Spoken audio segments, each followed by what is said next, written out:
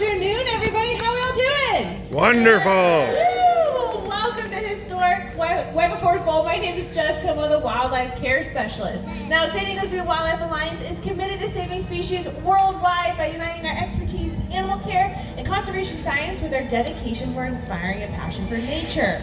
We integrate wildlife health and care, science and education to develop sustainable conservation solutions. Our conservation work is now focused in 8 conservation hubs, regions where our alliance can make the greatest impact, and those are right up here on this lovely map of ours. Now, we believe that conservation starts with the connection that we make with people and wildlife every day, so we are hoping to do just that. So, are we ready to meet some wildlife? Yeah. Awesome. I love these huge Saturday crowds. Yay, spring break. Yay. All right, well, we're going to be starting off in our One Health approach to saving wildlife worldwide. The health of people, wildlife, and the environment are all interconnected. Our planet can only thrive when all life thrives. That's kind of the core of our mission, and it's a thread that runs through all of our conservation efforts. Now, this next particular species definitely fits that bill because he is a canine, a dog more specifically, and dogs have been part of our human history for years and years and years, either by being companions, helping in our law enforcement as well as our military, but more recently they have been helping out with conservation organizations like ours. And how they've been helping is by using their superpower, which is their sense of smell. Dogs can have up to 100,000 times stronger sense of smell than we can, and so we have been using this ability in a lot of our conservation projects worldwide to help out other species in need. And so we wanted to demonstrate this amazing ability of theirs. We have actually hidden a very special object out here for our next animal guest to find. But he does need a little bit of encouragement from all of you. So everybody, please serve it up and give Elvis a warm welcome. Let's see if he can find it. Come on, Elvis! Woo! He's looking for free snacks. Somebody first. dropped a treat There's earlier. No free snacks yet. He's like, okay, he's on the trail. There we go. Oh. I have no idea where it is, so Elvis, I can't tell you if you're getting warmer Hurry up. or Oh, colder. he didn't need thumbs today. Okay, he's going. Carly did a good job today about hiding it. We haven't stumped him yet.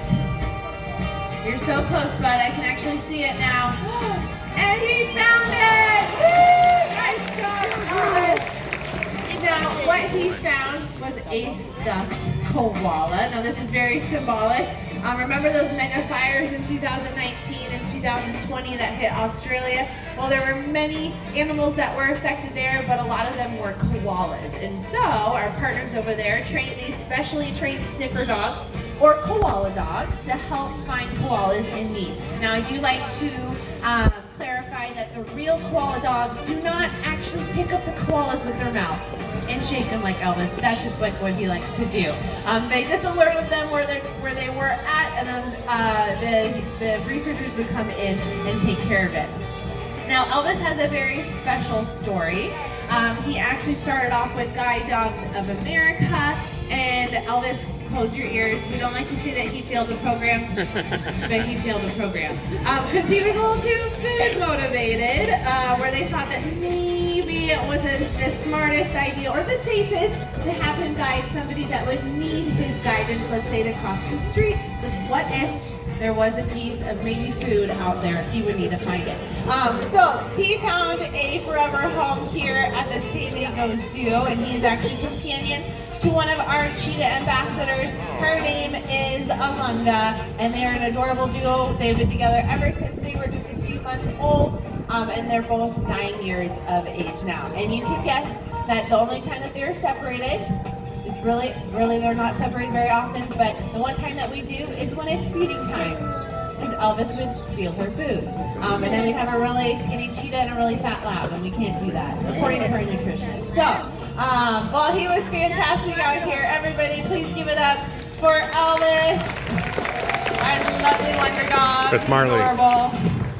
He is very smart. He just loves food, okay? So we'll give him that.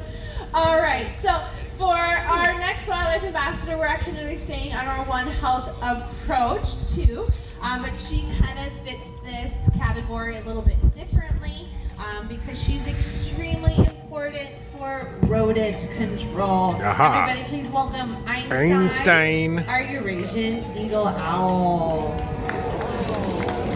I always love hearing the oohs With and Raina. ahs when she comes out here. Are you going to say hi to everybody, Einstein? She spends more time there than here.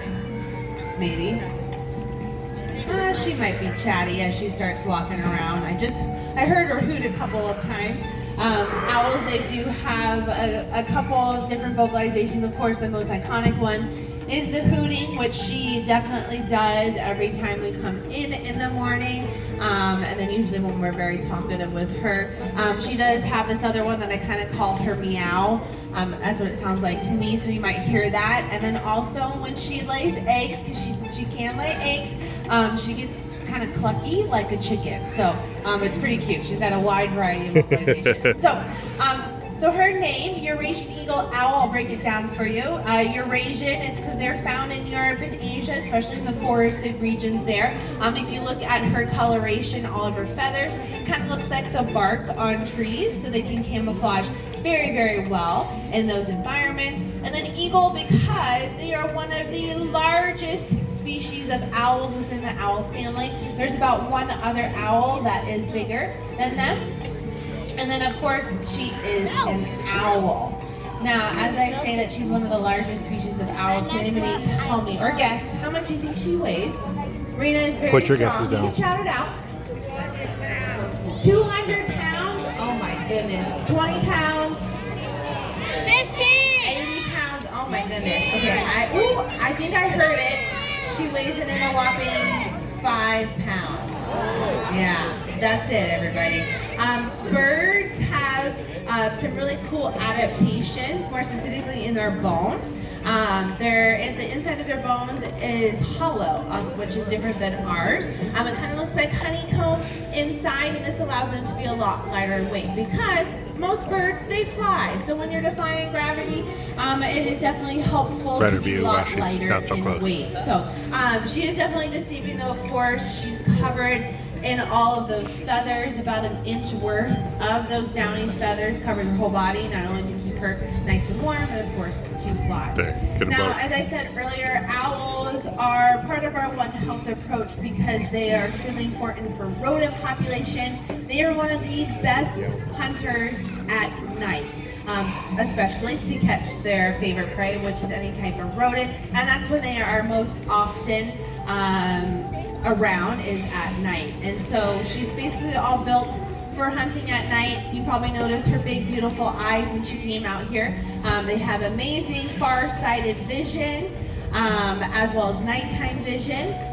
They also have amazing hearing. Those little ear tufts up there aren't actually where her ears are. Those are just for looks, but they have asymmetrical hearing, and that the reason why they have this is they actually have an ear hole kind of higher up on their head and one lower down on their head, and this allows them to triangulate where their prey is, especially when they're sitting up in the canopies of the trees and they're listening for their little prey items scurrying around. They can easily pinpoint where their prey is. And then their last adaptation, which is I think is one of their most incredible ones, is basically silent flight. If you look at the end of her feathers there, she's got a little extra fringe at the end of them. You may see them up on here. And this allows the air to run, to basically run past through her feathers, essentially giving her that silent flight. So when she's swooping down from the tops of the trees, her prey doesn't even hear her coming. So it's very, very helpful. And also, since she's not making any sound with her wings, that makes her hearing a lot more exact as well. Now you may notice that Raina is wearing a leather glove. That is about 3 layers of leather on there because Einstein's got those really long talons. Very, very strong talons, of course, too. They can basically break a car tire with the strength of those talons. That is the business end of when they're hunting after their prey. So You definitely don't want to be on the end of that. And Eurasian eagle owls, since they are one of the largest owls out there, they can basically pick up something twice their body weight. Where they are from, there is a specifically or especially small deer. It's called a roe deer, and they can pick up one that's about 10 pounds, swoop off, and then take it up into the trees and finish the job. So pretty incredible. And they've got about a 5-foot wingspan, which is super cool to see. All right, well, I think she was fantastic out here. Everybody, please give it up for Einstein, our Eurasian eagle owl. She's so cute. All right. Well, for our next wildlife ambassador, we're actually going to be heading on over to our Southwest Conservation Hub, which is right here in our backyard, essentially. Now, the wildlife that San Diego Zoo Wildlife Alliance and its partners focus on in this region include a variety of animals like the Kino checker spot butterfly, the thick-billed parrot, the desert tortoise, and a couple other plant species like the Torrey pine. Now, this next particular animal you can actually find in your backyard, and you want them in your backyard because they're extremely important. So hopefully you recognize her when she starts coming out here. Everybody, please welcome Penelope, our Virginia opossum.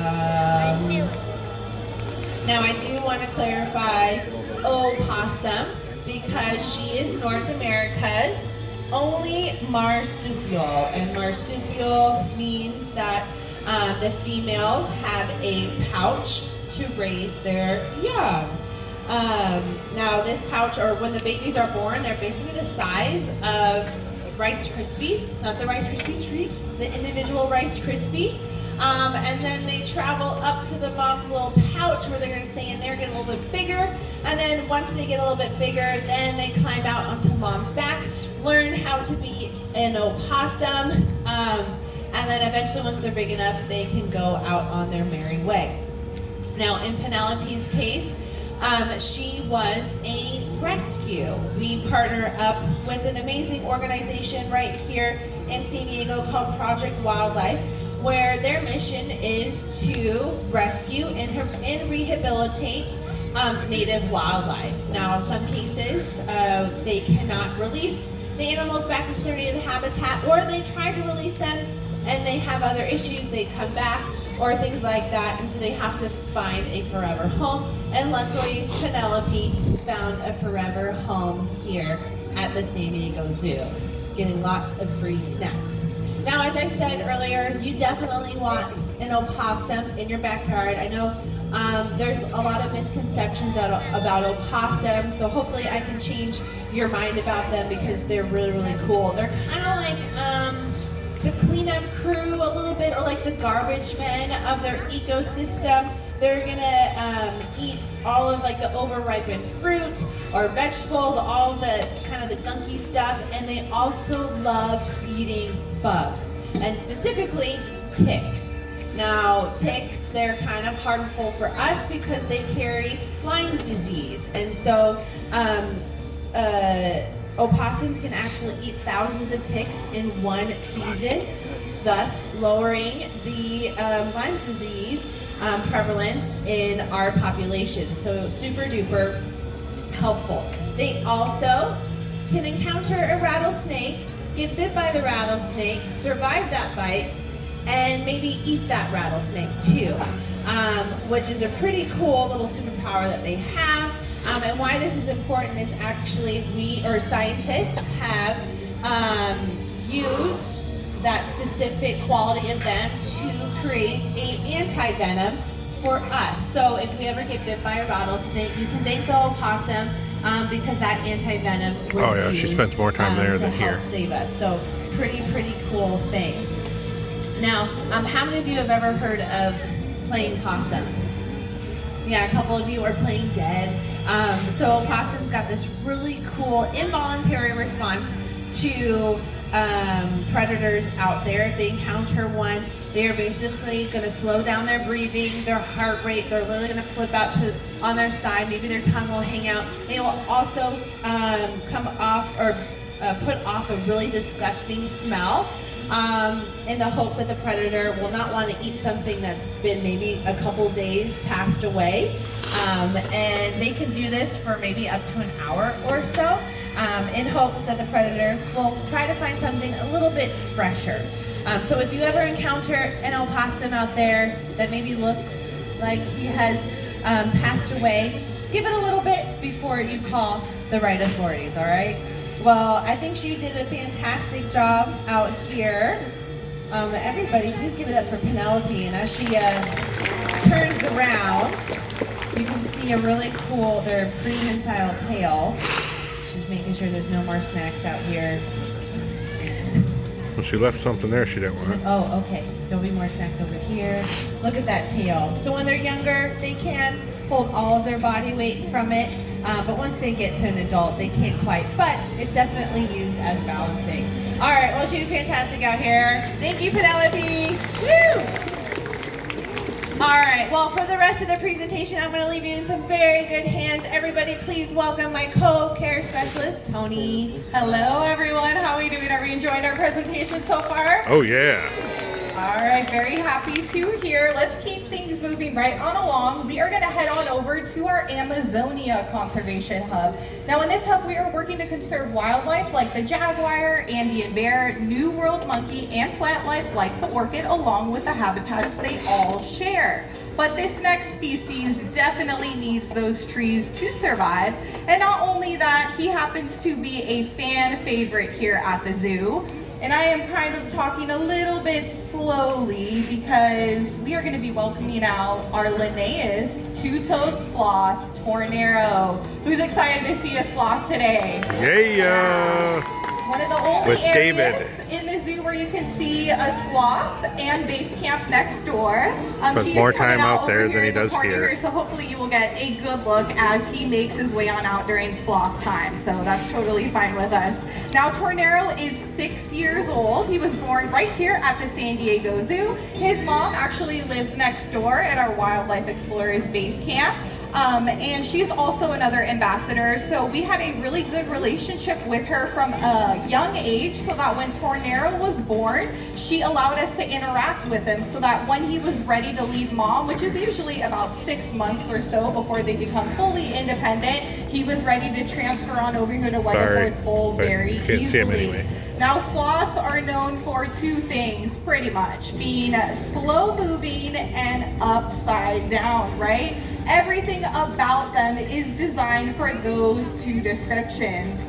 Now, I might have mentioned he is a Linnaeus two-toed sloth. Yes, we are on sloth time today. And they are named after those front toes. So those front claws, there is 2, but on the back they are going to have 3. Now, there is a 3-toed sloth, so hopefully that is not confusing. And that one has 3 toes on the front as well. That one is a little bit more recognizable. They have that black lining around their eyes. They're usually that sloth in Zootopia that people tend to recognize. So they look a little bit differently, but they are all very similar. Now, I promise Tornero can get moving really when he really wants to, but he has been known to fall asleep at the drop of a hat, which he might be right now, so that's totally fine. We do have some video of him up here as well, so we're hopefully getting a good look at him. Now, sloths are built for that lifestyle upside down, so they are pretty much going to do everything upside down. So they travel upside down, they eat upside down, and they also give birth upside down. Now, they are slow moving because of what they eat. So they eat a lot of leaves, stems, and buds, a lot of vegetation that doesn't have a lot of calories. So in order to conserve their energy, they are going to be sleeping about 18 hours a day. So most of the day, which we are probably in his nap time right now. Now, they live in those trees of the Amazon, and they blend in with the tree canopy very well. Because the environment is pretty humid and moist, they actually are able to grow algae on their fur, which helps them blend into their environments much more easily, because sloths actually don't have a ton of defense against predators. Now, those claws are pretty sharp if they need to use them to defend themselves, but my favorite fact is they have 4 very, very sharp canines. It is quite crazy if you ever to look at a sloth's mouth. They are very sharp, so if they need to bite something to get away, they will. Now, there are some things we can do to help out sloths. We can look for a logo. It's called the FSC logo. It looks something like this. It is on wood and paper products. And you know that any products you are buying were harvested in a way that protects trees and protects wildlife.